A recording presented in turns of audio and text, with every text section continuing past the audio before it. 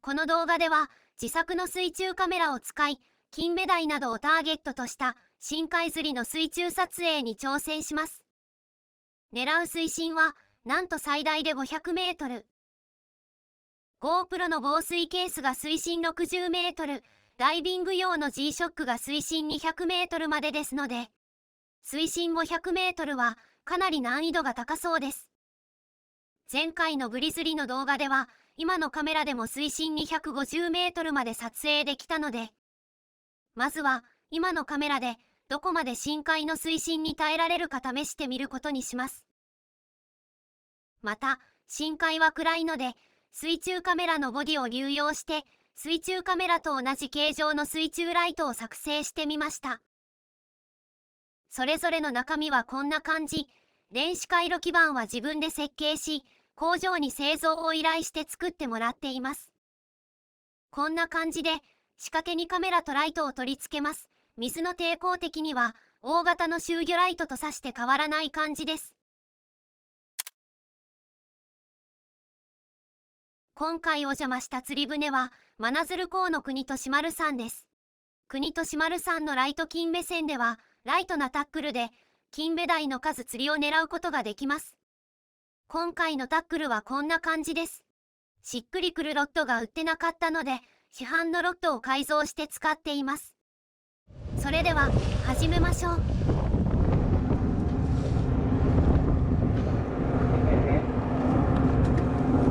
ライト金目では、こんな感じに仕掛けを磁石板に固定し、重りを投げ入れて一気に仕掛けを投入します。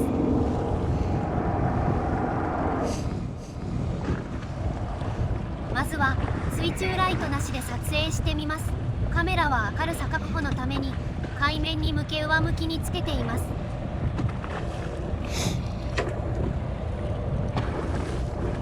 長いので映像を加速しますね。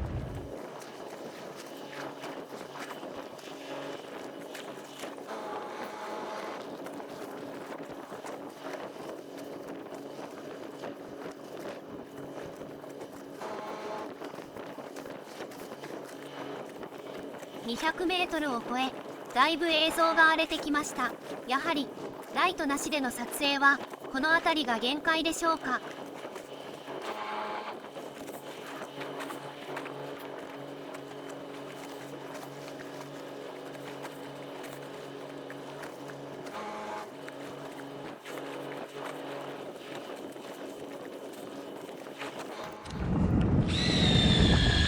海底に到着しました。水深約370メートル。さすがにノイズだらけで何も見えませんね。よく見ると仕掛けの一番下の餌が映っているようです。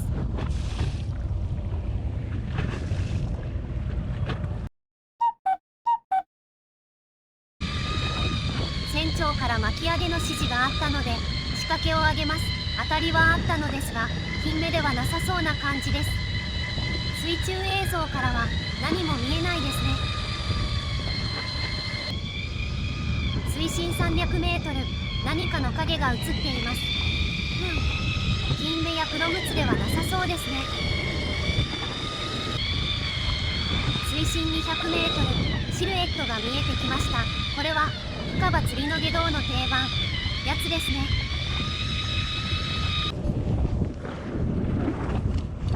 上がってきた魚は下道の定番ドンコですね。水中だとなかなかかっこよいです。あれ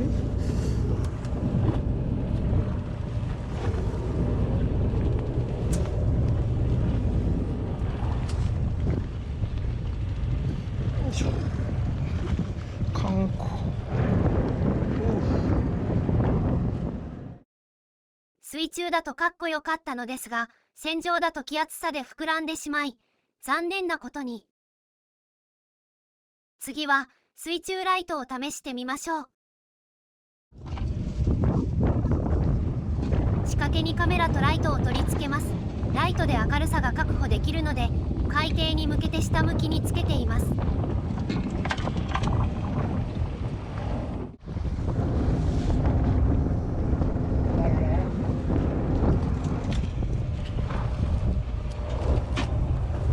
無事カメラごと仕掛けが投入されました。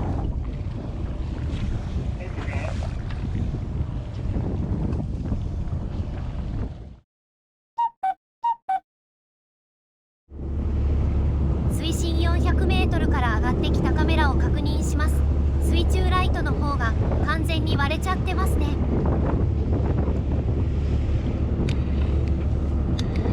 ライトは完全に悪化してしまい、ボディがバラバラの状態です。カメラの方は LED が点滅しているので、とりあえず内部の Linux は生きているようです。カメラは無事だと思っていたのですが、映像を取り出そうとしても Wi-Fi でのアクセスができません。浸水はしてませんが、内部の電子回路に損傷があるようです。この日はライト2台とカメラ2台を持ち込んだのですが、ライトは2台とも悪化してしまい、一度も使用できず、カメラの1台は内部の電子回路が損傷。もう1台のカメラは最後まで正常に動きましたが、レンズに微細なひびが入ってしまいました。さすが水深400メートル、なかなか手強いですね。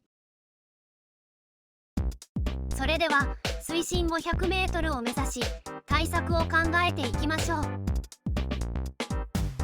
まずは壊れてしまったカメラを分解し、故障原因を調べます。完全密封なので超音波カッターでボディを切断して分解します。見た感じ、カメラの基板に損傷はなさそうです。マイクロ SD カードをチェックしてみると、データが読めなくなっていました。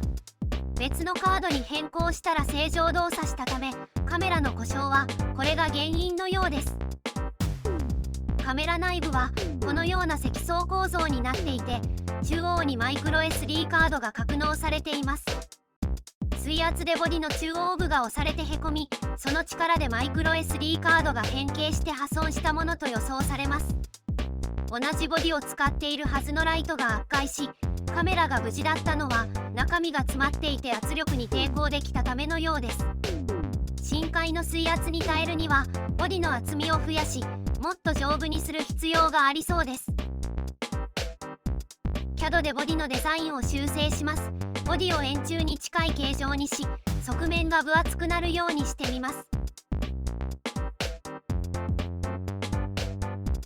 3D プリンタで造形。